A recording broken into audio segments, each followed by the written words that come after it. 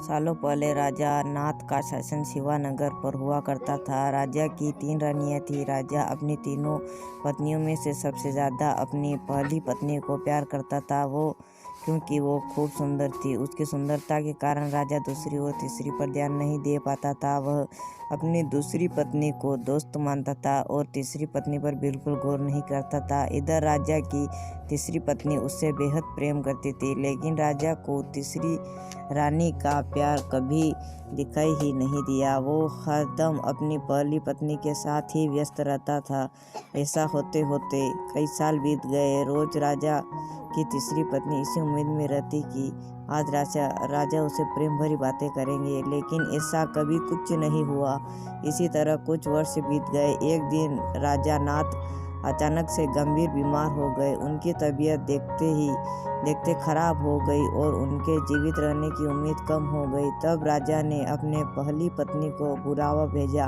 राजा की पहली पत्नी राजा के पास आए तो राजा ने उससे पूछा कि मेरे जीवित रहने की संभावना बहुत कम हो गई है और मैं भगवान के पास अकेले जाना नहीं चाहता हूँ। क्या तुम मेरे साथ चलोगी? राजा की बातें सुनकर रानी ने उसके साथ जाने से मना कर दिया और कहने लगी कि अभी मेरा जीवन बचा हुआ है और मैं अभी और जीना चाहती हूँ, इसी वजह से मैं आपके साथ नहीं जा सकती। ऐसा कहकर पहली रानी राजा के कमरे से बाहर चली गई। तब राजा दूसरी रानी को बुलाने के लिए कहता है।